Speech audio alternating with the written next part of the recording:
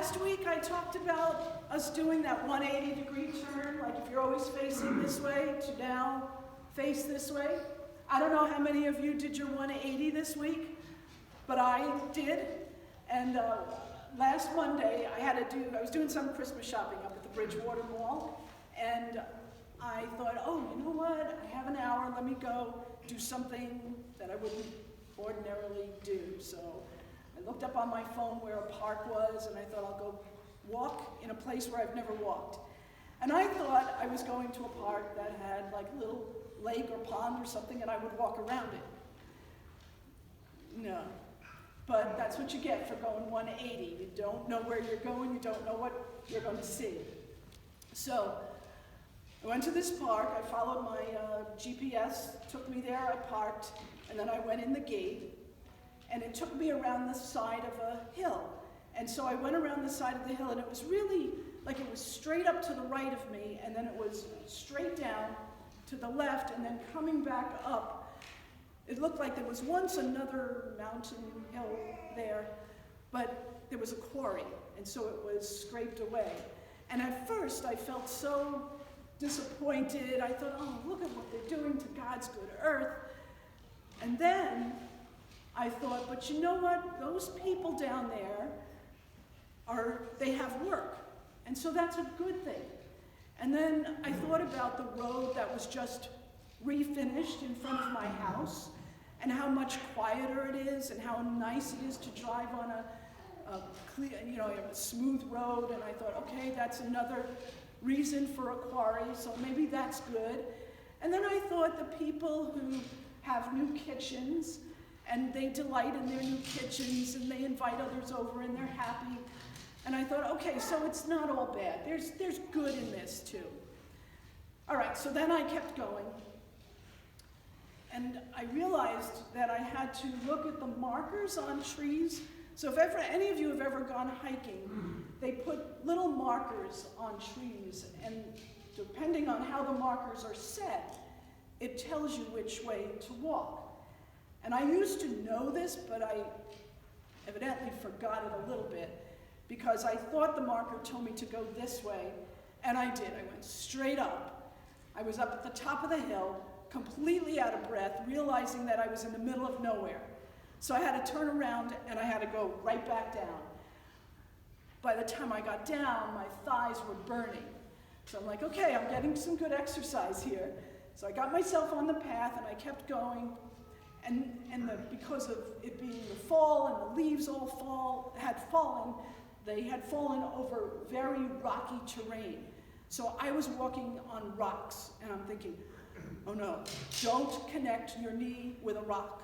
So I was trying to be like really careful when I was walking, and I thought, I'm never going to get to my car, I'm not going to get there. But I knew that I had to keep going in order to get to my car, because I was on some kind of a loop. And good thing, I finally got out of the woods, and I was only about 100 feet from my car. So I'm like, yes, I did it. John, when he was in jail and he asked about Jesus to the other disciples, he was looking for a marker. He was like, have I done right? Am I in the right place? Is this one the Messiah? And Jesus' response was not a yes or a no, but a continuation of that thought. You've got to look for the markers. The blind will see, the lame will walk, the deaf will hear, and when those things happen, you will know the presence of God. You will know the presence of Christ. You will know the Messiah is here. And that becomes our imperative. We have to do two things. Not only look for markers as we go on our way, but we have to be markers as well.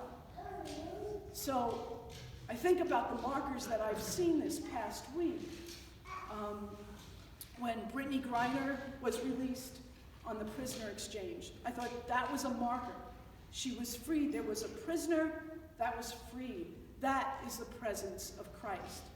And now we have to wait for Paul Whelan, and we hope, and this is also a season of hope, but we live in the hope that Paul Whelan will be free soon because he's been behind bars for so long.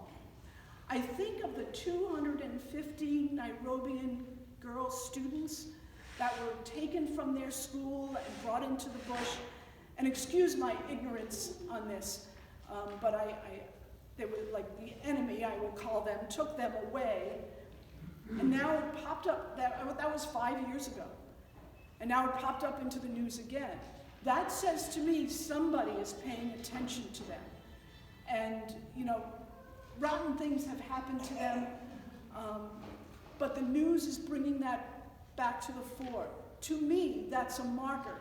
It's not a marker in its end, it's a marker that needs to continue, but it's a reminder to me that Christ is in the world causing good somehow, pulling good to happen.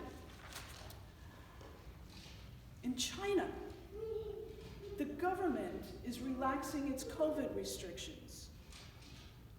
From where I stand, that says that somehow is in response to the people and their protesting.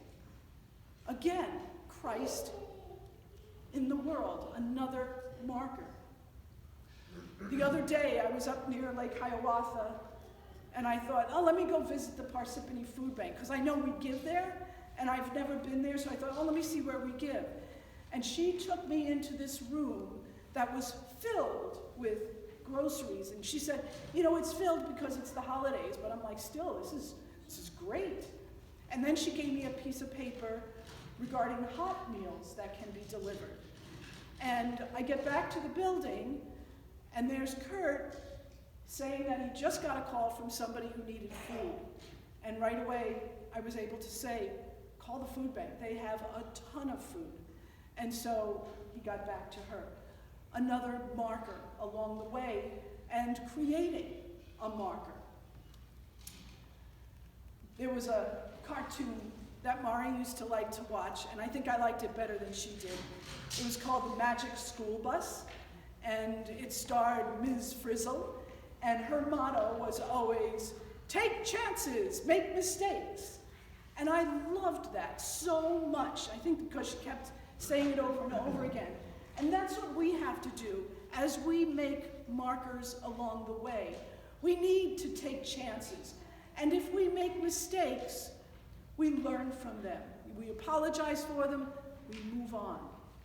And we take chances again, because our chances will cause Christ to happen in the world. And as that does happen, then we become markers. We become markers of the Messiah. So, prepare ye the way of the Lord who is to come. Be a marker. Take a chance, even if you make a mistake. You can figure yourself out and get right back on the path. We are welcomed, forgiven, and loved through our baptism. We are guided by the word, and we are nourished at the table. Let us continue to be strong as we journey along. Amen.